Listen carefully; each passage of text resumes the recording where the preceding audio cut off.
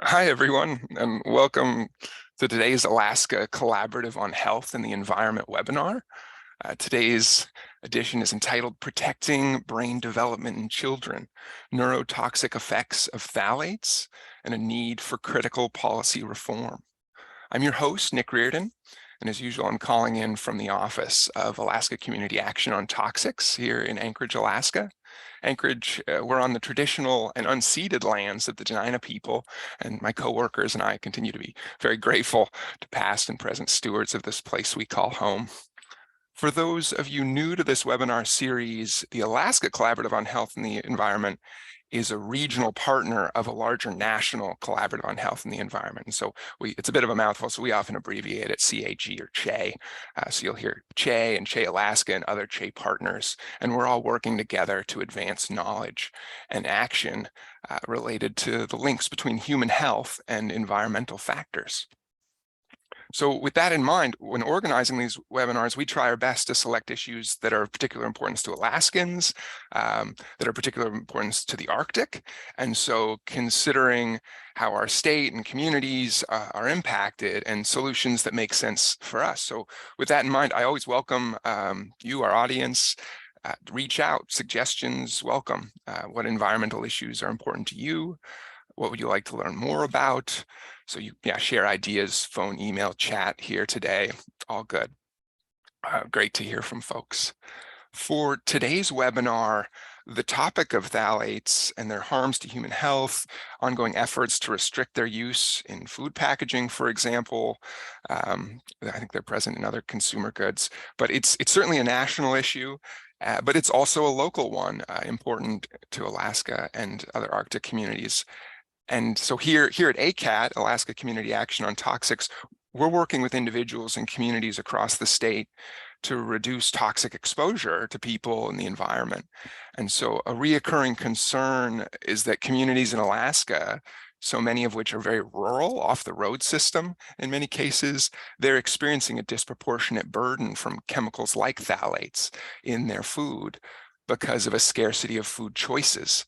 And a subsequent reliance on subsistence foods, of course, often traditional subsistence foods, and processed and packaged foods from rural grocery stores with a limited selection. So oftentimes this means one of the only affordable options for food from the store will come with a cost to you and your family's health in the form of phthalates and other toxic chemicals. So I just want to emphasize that this is an environmental justice issue. Arctic indigenous peoples that make up 20% of Alaska's population are being disproportionately exposed to toxic chemicals because of the contamination of traditional food sources, which is a topic of previous and no doubt future conversations and presentations like these, but as well as the packaged foods from the store. And so that's the work our guests are here to share with us today and part of an ongoing effort to fight this injustice. So without further ado, myself and everyone here at ACAT, we're very grateful to be joined by two staff from Earthjustice's Toxic Exposure and Health Program, Katherine O'Brien, a senior attorney, and a staff scientist, Dr. Rashmi Joglekar. So please feel free to add to my brief introduction during our hour together. And again, thank you both so much for joining us and all your work on this issue and the time to prepare and present to us today. So I'll turn it over to you to share more. Thank you so much, Nick, and thank you so much for that incredibly thorough and informative introduction. I have very little to add to that, and I will jump in. I'm Rashmi Joglekar. I'm the staff scientist with the Toxic Exposure and Health Program at Earthjustice. I'm based in Washington, D.C., and I'm joined by my colleague, Katherine O'Brien, who's also part of the Toxics team at Earthjustice, and she's based in Maine. We're really thrilled to be part of this conversation today and have the opportunity to present to all of you about this kind of story of phthalates and, very aligned with the mission of ACAT. We are also fighting every day to reduce toxic exposures, particularly to groups that face disproportionate exposures. So I will share my screen. And hopefully everybody can see. It looks good. Great. Okay, I will jump in. So to start off, I want to share a little bit of a background on Earthjustice. We are a leading nonprofit public interest environmental law organization. We're made up of 15 regional offices, about 170 attorneys. I think that has grown since I made this slide, and a growing team of scientists and research policy analysts who support the organization's legal work. At Earthjustice, we broadly wield the power of law and the strength of partnership with our over 500 clients and partner groups who we represent for free in legal cases to advance clean energy and combat climate change, preserve magnificent places and wildlife, and of course, protect people's health. And I will pass it over to Katherine. Thanks, Rashmi.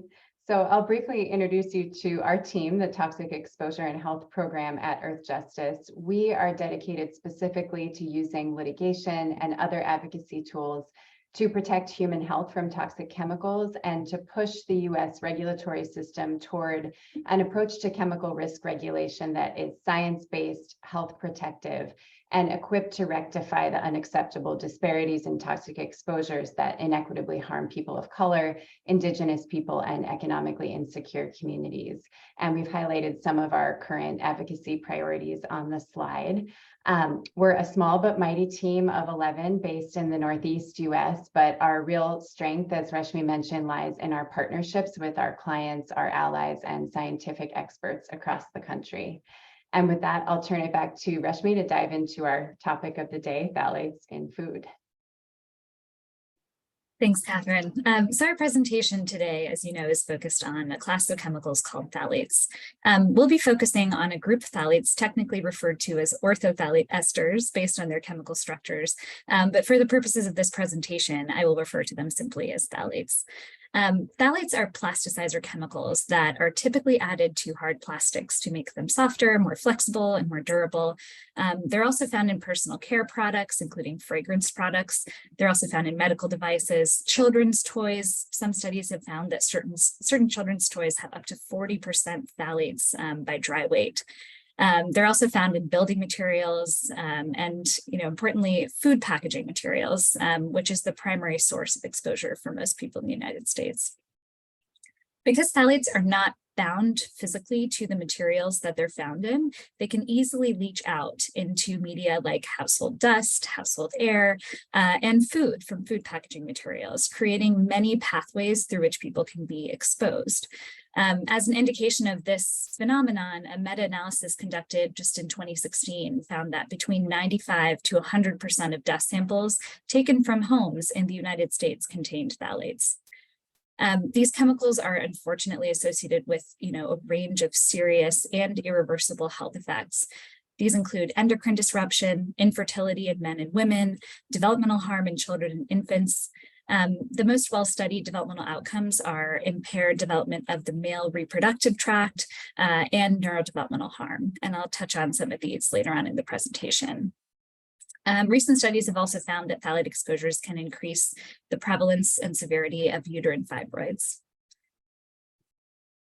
So, as I mentioned, due to their presence in so many household consumer products, food products, and building materials, it probably comes as no surprise that phthalates are considered ubiquitous pollutants.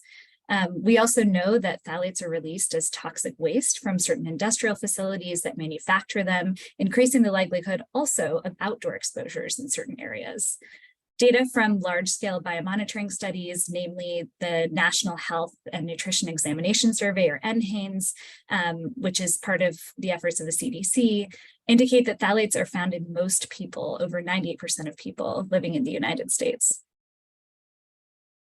So as you can imagine, due to their widespread presence in the indoor and outdoor environment, exposure to phthalates occurs at all life stages, including the developing fetus.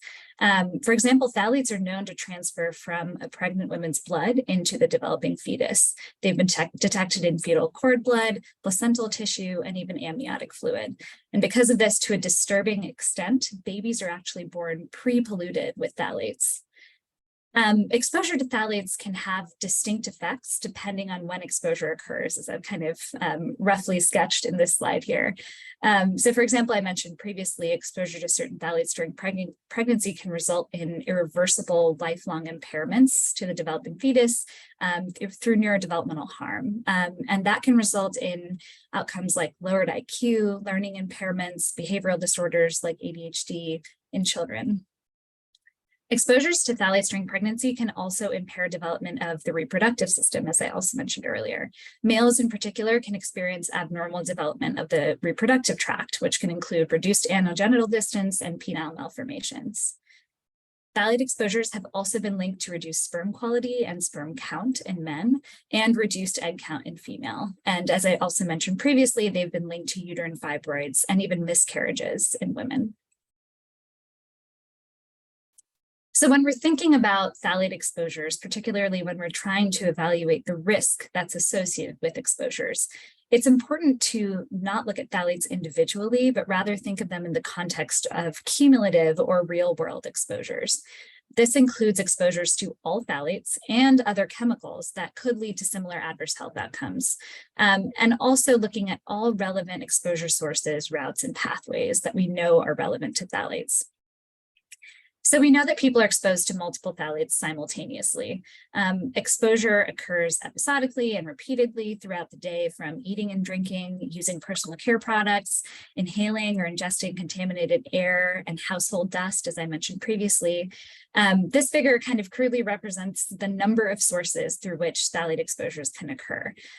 For example, a person could very realistically live in a house that contains phthalate PVC flooring, use a perfume every day that contains phthalates, and eat food packaged in plastic food packaging that leaches phthalates into their food.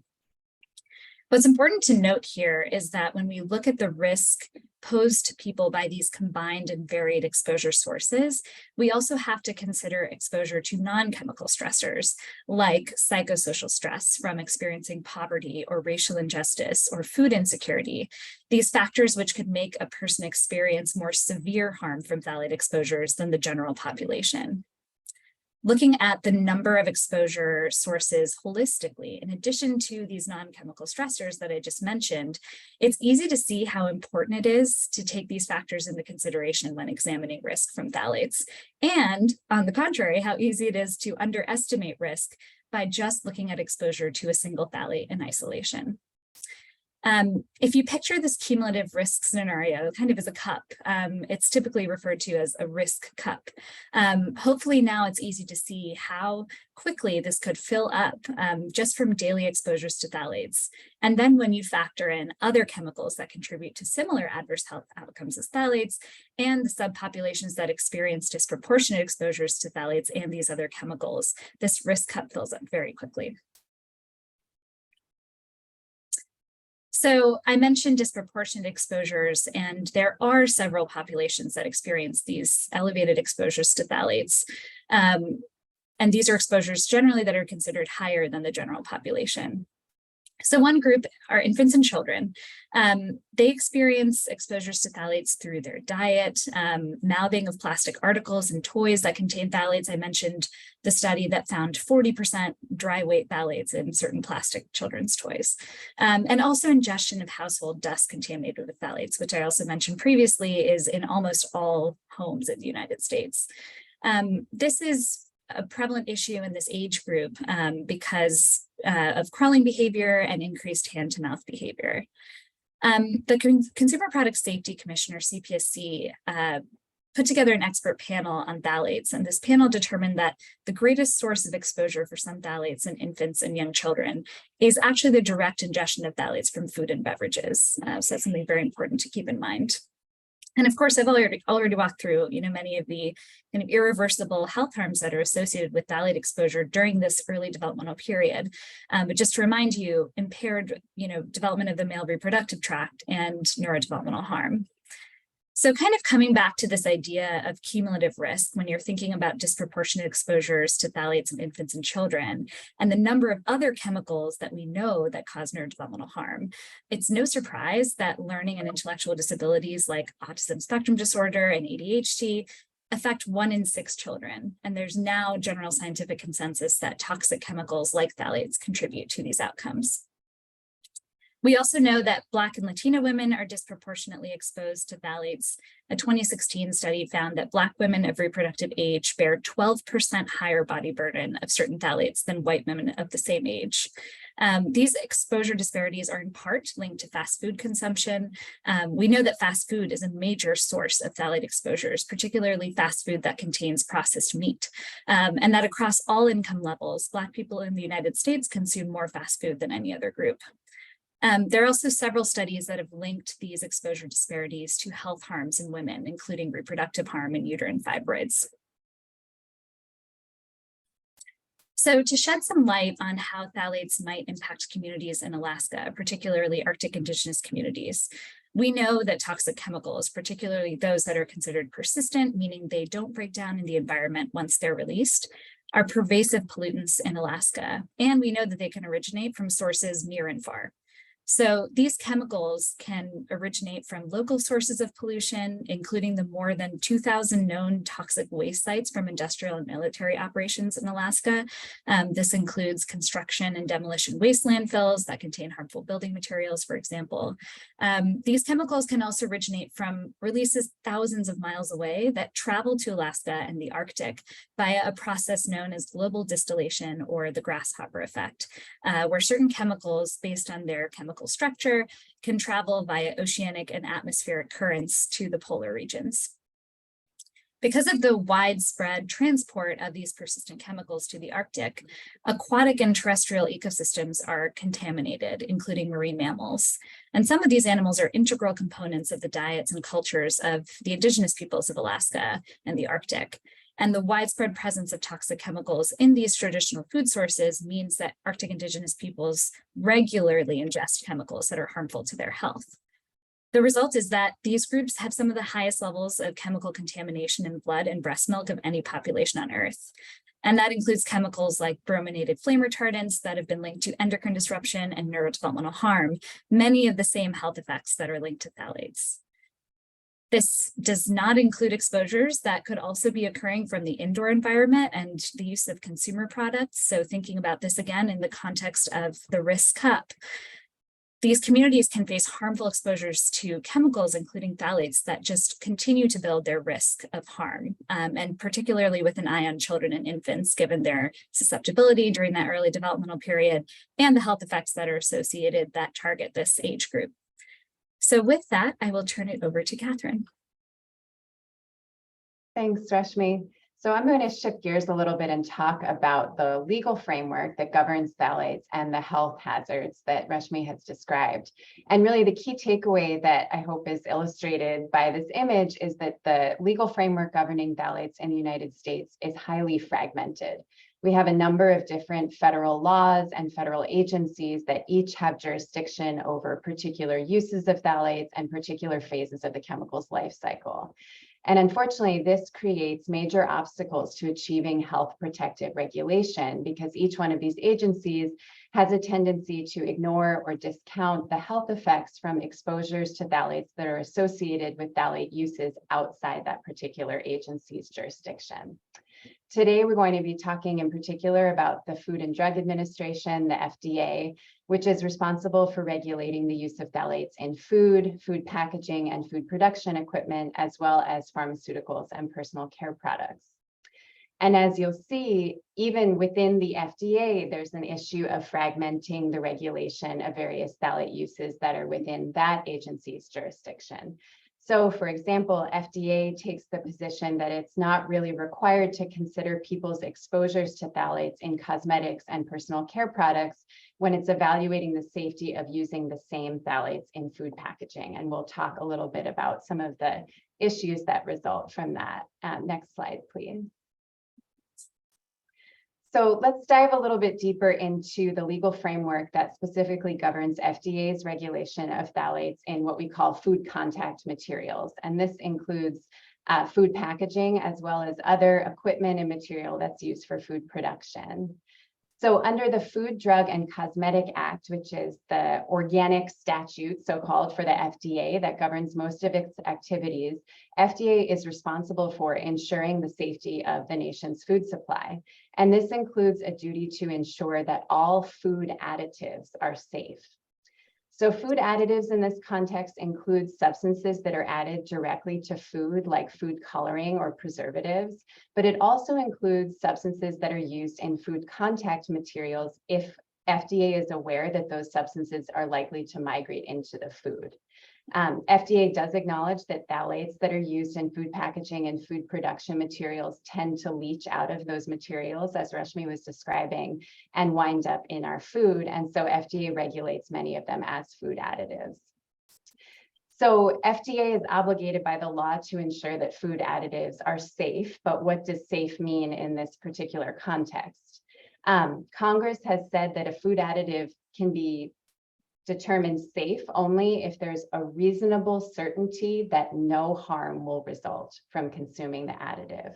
So on its face, it's a pretty rigorous standard that's designed to be health protective, and it's designed to put the burden on the company that wants to use a new food additive to prove that that additive is safe for use before it can be put into the market. And when FDA is considering safety, it has to account for the cumulative effects of consuming multiple chemicals that are structurally or pharmacologically related, so likely to have similar effects on the body. Next slide, please. So Earthjustice's work on phthalates in food really began in earnest in 2016. And so I want to set the stage a little bit for sort of what phthalates were on our plates collectively at that time. So in 2016, there were 28 different phthalates that were FDA approved for use in food contact materials, based on FDA's acknowledgement that those chemicals were likely to end up in food. Those approvals were based on FDA analysis and data that was at least 30 years old by 2016. And for some of those chemicals, the analysis was more than 60 years old. So FDA had not taken a fresh look at whether those chemicals were really safe in our food for between 30 and more than 60 years. In the intervening years, 8 of the phthalates that were approved for use in food had been banned by the Consumer Product Safety Commission for use in toys and childcare articles because of their well-established health hazards, but they were still allowed by FDA for use in food packaging. Next slide, please.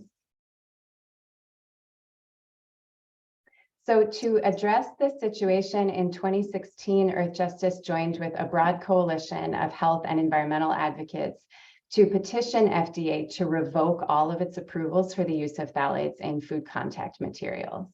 Those petitions were based on evidence that the phthalates that were FDA approved were all related compounds that exert cumulative effects on human health, as well as decades worth of newer evidence showing that the levels of dietary exposure to phthalates in the US population are endangering human health.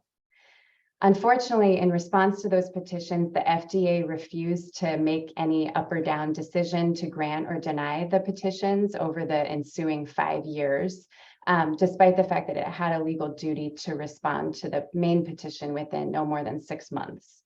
So since we weren't able to get a decision from the agency in December of 2021, we filed 2 lawsuits in federal court to force FDA to take action on the petitions. In response to that legal action, FDA did pretty swiftly make decisions denying both petitions in May of 2021.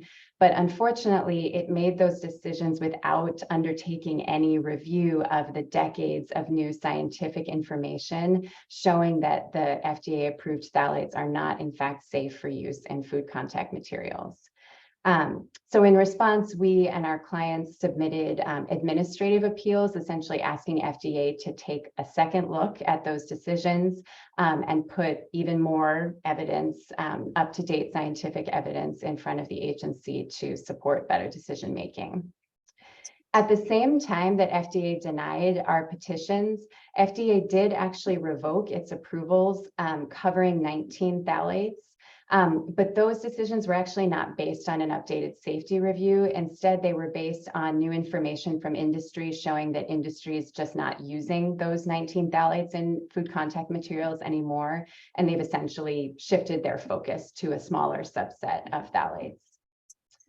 Next slide, please. So where we are now in 2022 is that the 9 phthalates that industry still wants to use are still approved for use in food contact materials. At least 7 of these substances cause irreversible harm to fetal development. At least 4 are strongly linked to harm to the developing male reproductive tract.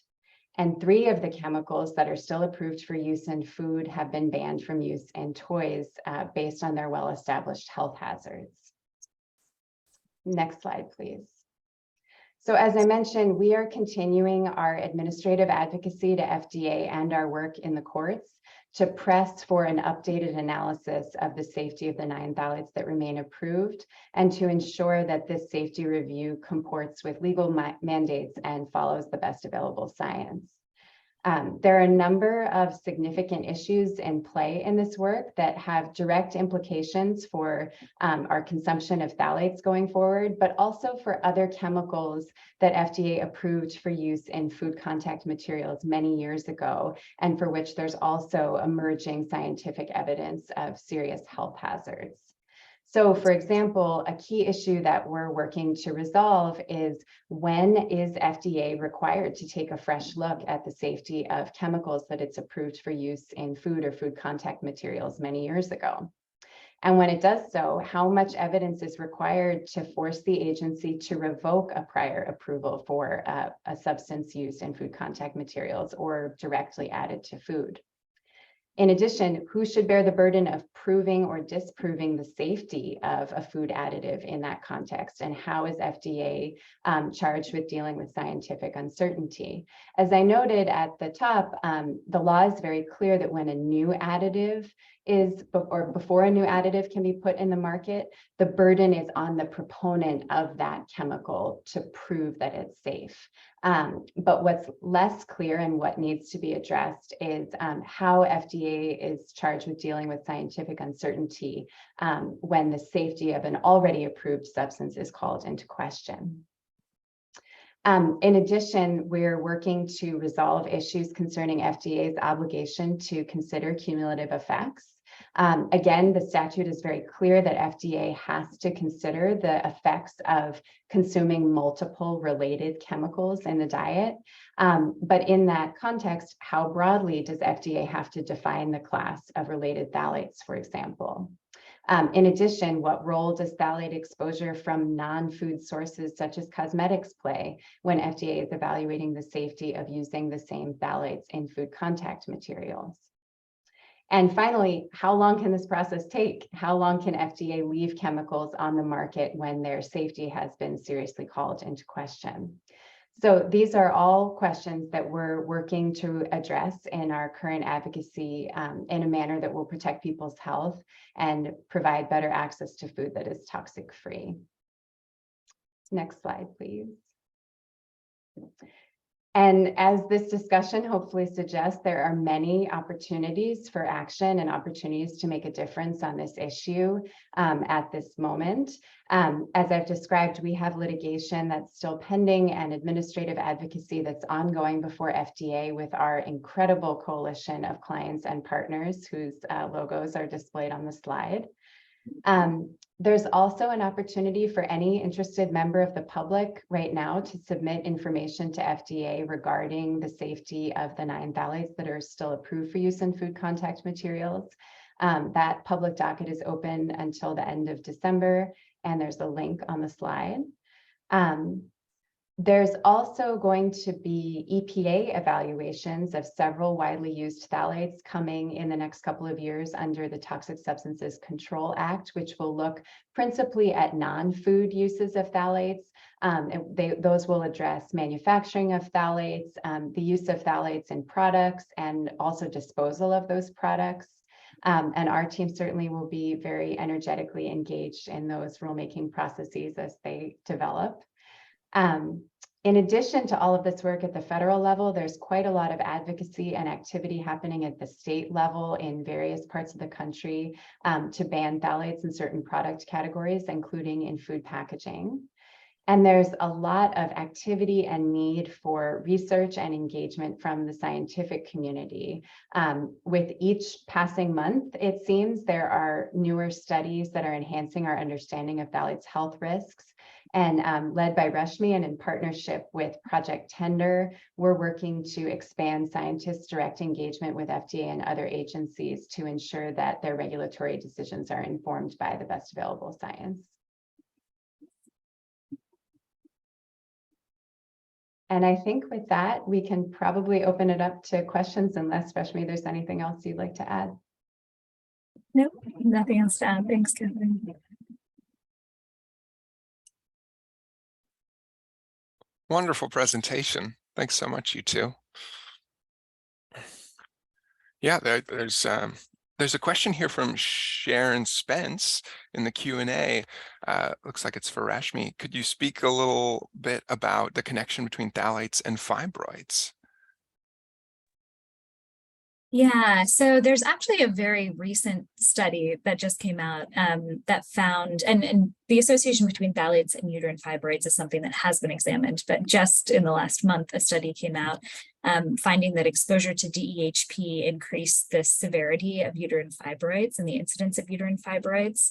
I think they're still trying to evaluate the mechanism. This recent paper found that potentially the aryl hydrocarbon receptor was playing a part in the mechanism of toxicity. So I think there's still a lot to be understood about how phthalates are kind of causing these reproductive outcomes in women. They are kind of known anti-androgenic chemicals. They're known to suppress testosterone production in the testes, but understanding the mechanisms that underlie these non-androgen related health outcomes is still kind of being worked on. But yeah, I can drop a link to that in the chat if that's helpful. Yeah, that would be wonderful. I often will update the resource list after these calls. Things come up that I wasn't aware of. There's another question here. Let's see. Christine Benson asks, can you explain more about the correlation between fast foods and exposure? So is it in the packaging of fast foods? Yeah, so it's actually they're finding it in the food itself. They're finding it in the actual processed meat. They think that it's coming from the processing, leading up to creating that hamburger patty, for example. So the gloves that are used to prepare, the plastic equipment that's used to, process the meat, etc. But yeah, it's an issue in certain packaging. When it comes to fast food, they're finding that it's coming from the food. Another question, Catherine Dodd asks, says the EPA is revising their lead and copper rule related to replacement of lead in drinking water. Have you advised EPA to not allow the replacement with PVC? That is a great question. And I don't know that I can speak directly to sort of what Earthjustice's comments have been on the revisions to the lead and copper rule, because someone else is handling that. But I think the key point is that it's imperative sort of not to replace lead service lines with a substitute that's going to lead to the introduction of a different class of toxic chemicals into the water supply. And so very much appreciate the question, and can dig into it further. I don't know that that's really been a focus in that rulemaking specifically to avoid the introduction of phthalates into water. And Rashmi, I don't know if there's anything that you want to add to that. Thanks, Catherine. Nothing to add.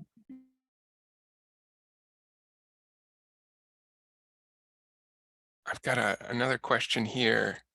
Yeah, curious what either of you, both of you, hope that the legal actions you were describing can result in FDA actions to reduce exposures.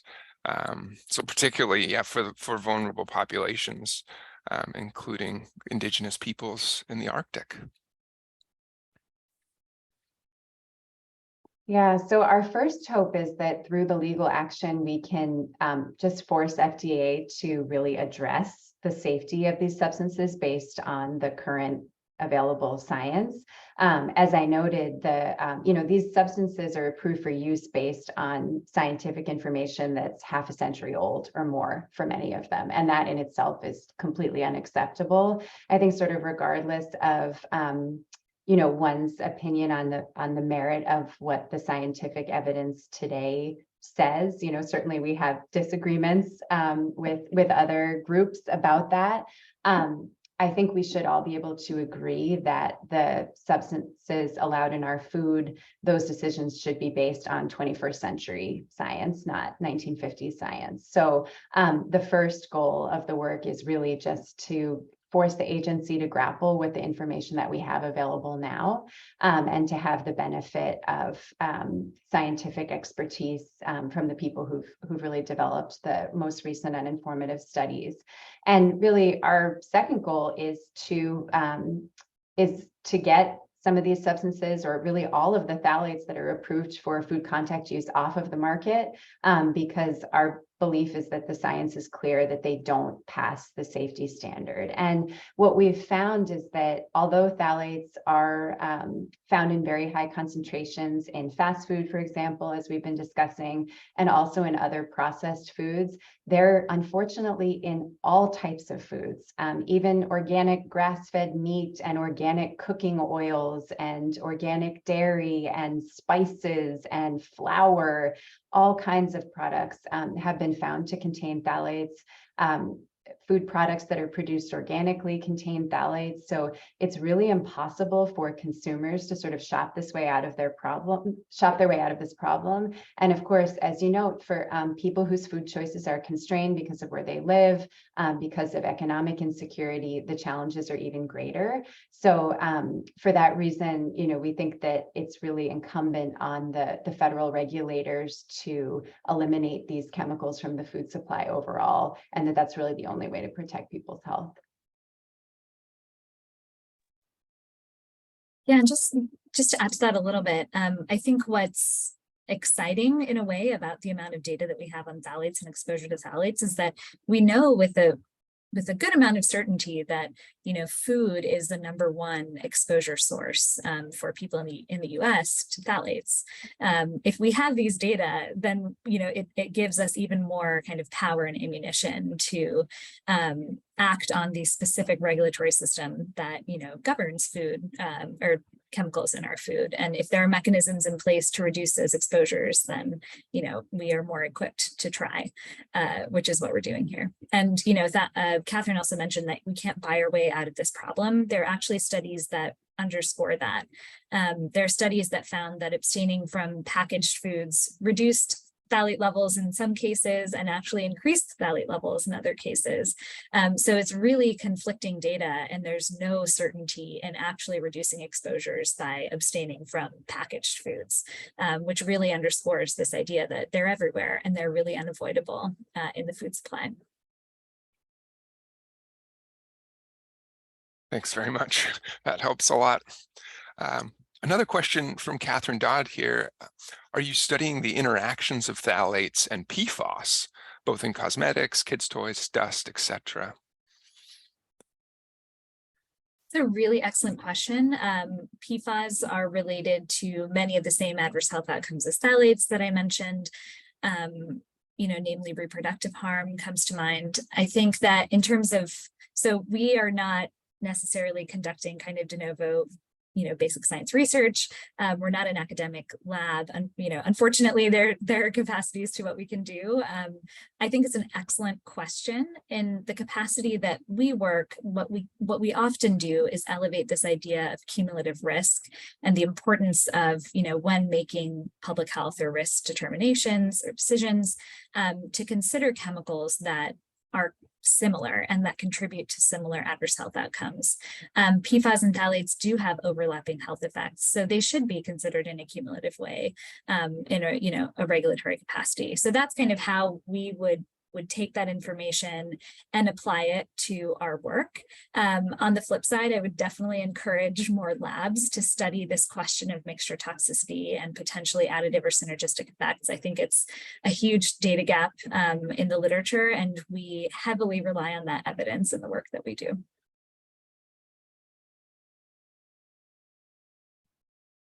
Another question from let's see here. Is there anything that can be done to stop manufacturers from offering phthalates to companies? Yeah, good question. Our view essentially is that the best way to do that is through the regulatory work at FDA, because FDA has the ability to prohibit the use of these chemicals in any and all food contact applications. And so if the FDA approvals that exist today are revoked, it would be unlawful to use the chemicals in food packaging and food contact materials. And we're pretty confident that they would disappear in a little bit of time from the market as a result of that action. Certainly, there have been some voluntary efforts by companies to eliminate phthalates from their supply chain. And those are efforts that we applaud and that many of our clients and partners have taken leadership roles in securing. But given how widespread the chemicals are, as we've been discussing in so many food products, we think the best way to turn off the tap really is at the FDA level. That makes sense. Yeah, following on that, Laura Spark asks, a challenge in messaging that I've found is when we see PFAS, or in your case, phthalates, are everywhere, people say, they're everywhere, we can't do anything. How would you respond to that messaging challenge? That's a great question, and it's certainly a challenge that we face as well. I think in the particular case of phthalates, yes, they are everywhere and they're mostly in our food. And we have a very straightforward way to address that problem by compelling FDA to take a look at the science and conduct an honest assessment of that and appropriate regulatory response. So that would not be a complete solution, but it would eliminate what we know is the major source of exposure for most people, including some of our most vulnerable people, infants and young children and developing fetuses. So that would be a starting point. And then, the other thing I would say is that as advocates, I think that when we erode the sort of social license for these chemicals to be used in a certain context, like food packaging, that creates momentum for people to really better understand their risks and address them in other product categories and contexts as well. Yeah, I might weigh in on that. Excellent question as well. I think about this, we all think about this a lot in our group because, our work is focused on a variety of toxic chemicals, and especially PFAS and chemicals that are persistent. They pose additional challenges because once they're in the environment, they don't break down. I guess if you had to find a fortunate part about phthalate chemicals is that they are not persistent. And so, as Katherine mentioned, like really shutting off the source in this case will do a lot of good. We're not going to see phthalates that were produced thousands of years ago still lingering in the environment, not likely. So stopping it at the source, I think, is the key here. And as she also mentioned, we know that the major source is food and we have a mechanism to shut it off. So that's why we're pushing so hard. Just to shed some light on the PFAS problem, we are kind of, at least the way I think about this is very similarly, that it will be very difficult to remove these highly persistent chemicals from the environment everywhere that they've spread globally. And the only solution is to stop them at the source. Excellent. Thank you for that. So you've mentioned in the presentation that phthalates are providing durability, flexibility, properties to plastics, and that we've identified them as a problem, and we can shut off this source through policy change at the FDA. Do you know if there's alternatives to to phthalates to create these properties in plastics? This may be outside of your guys' expertise, but It is a little bit outside of our expertise. However, one of our clients and partners in this work, Defend Our Health, which is based here in the great state of Maine, has done a lot of work to research and disseminate information about alternatives to phthalates. And I think an important takeaway is that there are alternatives to phthalates. Some of them already have indications that they pose health hazards. So it's really critical that as we move away from phthalates, we're choosing wisely about what chemicals we're using in their place. And in addition, I would say that really the long game and the long-term solution is to drastically reduce our use of plastics, which are inherently toxic, throughout their life cycle.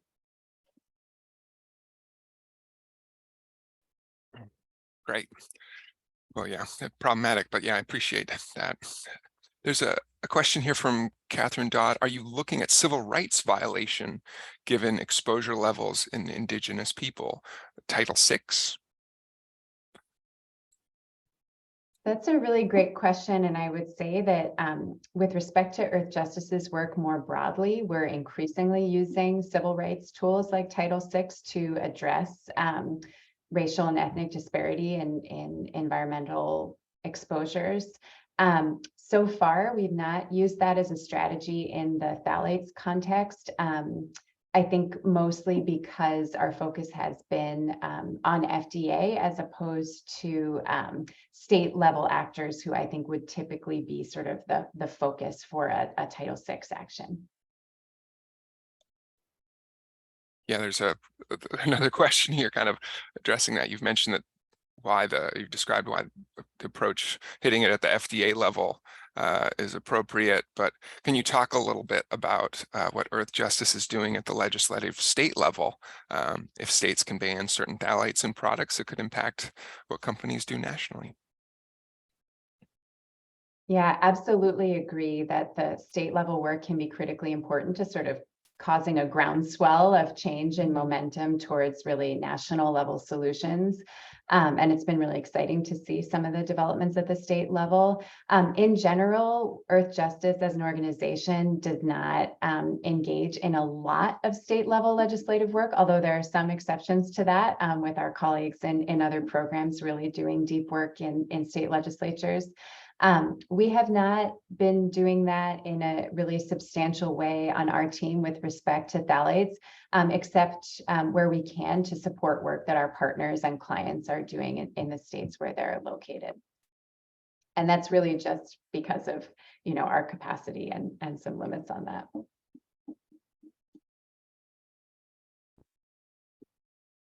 Well, feel free, audience, to chime in with additional questions here. We've got a few more minutes till the top of the hour. I'm always curious. You guys have mentioned on both the legal and the science end the cumulative effects, and that is that a new perspective and some time scale and years and decades that's being applied to this issue?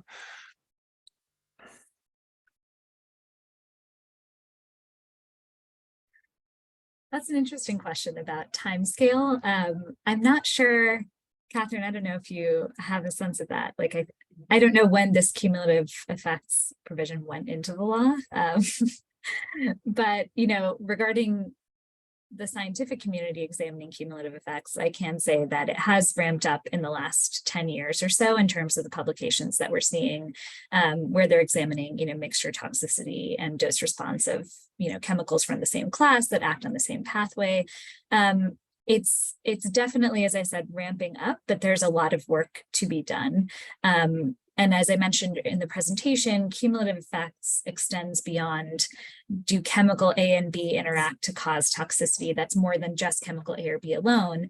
It's, do chemical A and B through Z, plus all of the non-chemical stressors that people experience on a day-to-day basis, some people experience disproportionately.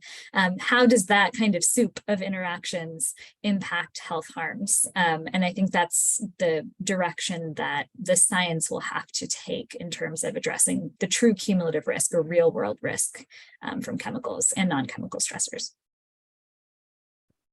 Yeah, I agree with all of that, and would just add that unfortunately, sort of the gap between the sort of holistic science-based assessment of cumulative exposures and risks that Rashmi just described, and the status quo, at least with regard to food additives at FDA, is really a vast gap. So in the work that we're doing right now, for example, FDA refuses even to acknowledge that the phthalates that are known to all have anti-androgenic effects should be addressed in a cumulative sort of class-based way, let alone the broader set of compounds that are associated with other common health effects and have structural similarities, let alone the sort of exposure to phthalates from non-food uses, let alone people's exposure to other classes of chemicals that have common adverse health effects. So there's a lot of work to do to sort of bring the state of the science and the state of the regulation into harmony.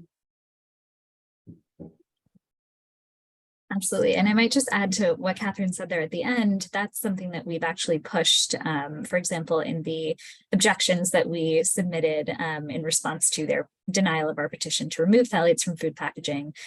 We pushed FDA to, our interpretation of the law is, or our understanding of the law is that cumulative effects have to also include exposures to phthalates from non-food sources. And we called them background exposures, but we pushed FDA to consider that in their definition of cumulative exposures.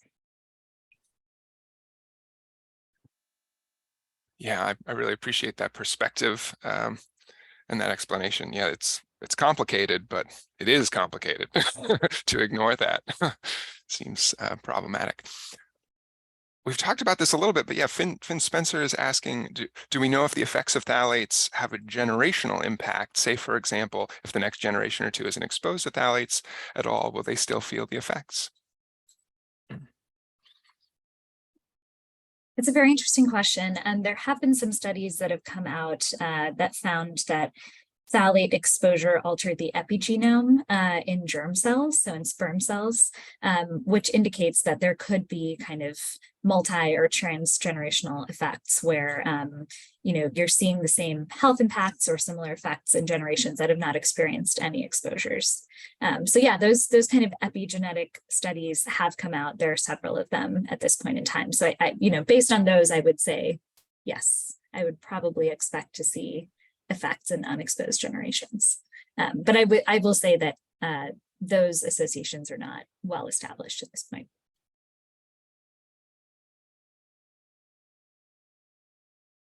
Another question here from Patty Saunders. Do you have any projections on how long it will take to get FDA to do the right thing vis-a-vis phthalates and for us to see a change in the marketplace? That's a difficult question to answer.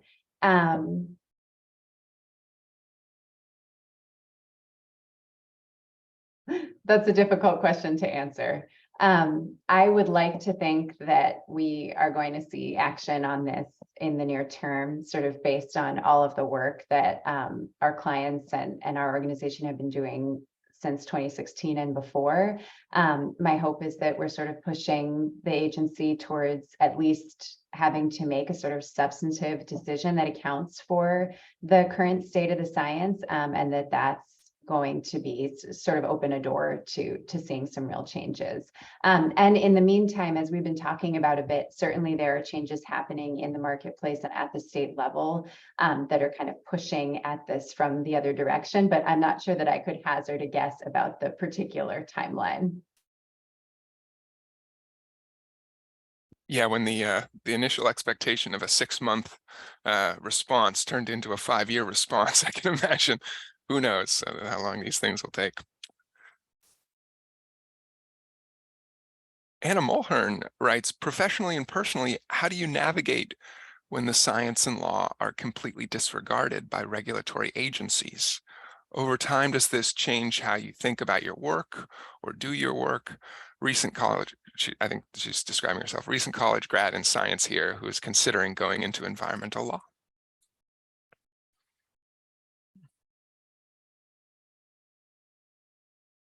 I may take a first stab at this question, and this resonates with me. I feel this way very often. It is frustrating to see federal agencies who are supposed to be, regulating the chemicals that we encounter on a daily basis, ignoring science. And, we've been pushing them to not ignore the law. The way that I think, seeing this kind of pattern happening across not just FDA, but we're also seeing it happen in EPA, in the context of, pesticide regulation and toxic chemical regulation. It definitely motivates me to keep showing up every day and doing what we do, and pushing them to consider the best available science, to, uphold the law, and, conduct these risk evaluations legally. I think it's an added frustration that, the outcome of them ignoring certain science and, not adhering to the law is that, particularly environmental justice communities are facing continued harm. So that's kind of an issue that we're trying to elevate and strategize around. But I highly encourage you to to explore environmental law. And obviously, Katherine is more positioned to speak to that. But, the combination of a science and law background coming into this type of work, I think, is really critical, especially at this point in time, when we might see a shift in administration, an administration that, continually discounts science and scientific evidence. So, we need energized people, we need informed people in this fight. And I'm not going to shy away from the fact that, this is a recurring problem that we're seeing.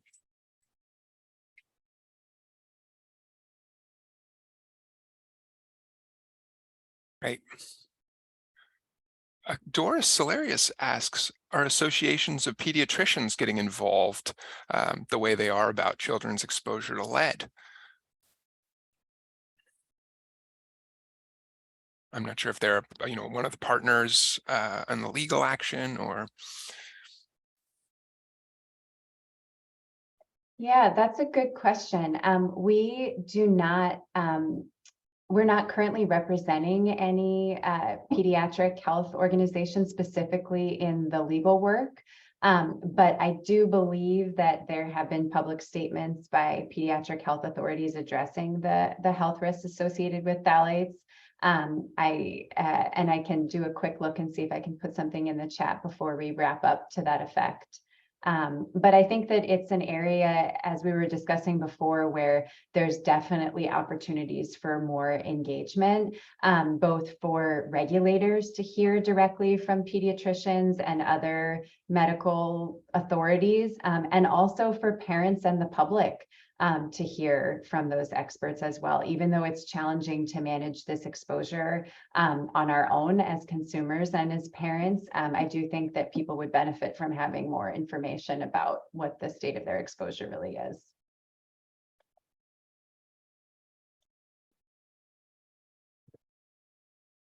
Well, we're getting some thanks for the wonderful presentation in the chat here. Okay, we have time maybe just for one last question. They're asking, do you see any role for WEJAC, or the White House Environmental Justice Advisory Council or Committee? I apologize if I got that wrong, to influence President Biden, who would then influence FDA to regulate phthalates?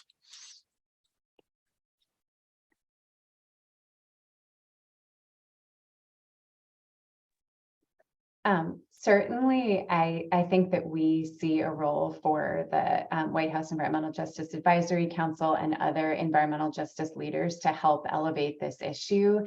From my perspective, I'm not sure that the racial disparity and environmental justice implications of exposure to phthalates has been really widely understood in the public. And my hope is that as we can increase that awareness and through leaders who have that type of platform, that we can put pressure on the agency and on the administration to really align its environmental justice commitments with its agency's regulatory approaches. So I really appreciate that question. And yeah, if you guys have any final thoughts here, we're just right at the hour. Feel free to chime in. Otherwise, I'll sign us out. No final thoughts. Just thank you all for being part of this conversation and giving us the opportunity to share this information. Thank you all so much for having us and for your attention. And please do not hesitate to reach out to either of us if you have any additional questions. Wonderful. Well, yeah, thanks you two so much for your time and sharing your expertise with us today, and for everyone who participated in the lively discussion. Yeah, a lot of thanks. I'll send out an email with a link to a recording of this, by the end of today or tomorrow at the latest. And I encourage everyone to participate in our next Alaska webinar. That'll be on November 30th. So just in 2 weeks, we're trying to work around the holidays. And we'll be joined by Dr. Laura Anderko, who is the co-director of the Mid-Atlantic Center for Children's Health and the Environment. And it's a presentation on PFAS with a particular focus on recommendations for testing and clinical follow-up. So kind of a focus on healthcare providers and how they can use that information in their practice. So any additional questions, comments, please don't hesitate to reach out. And again, thanks to everyone who joined us today. Bye for now.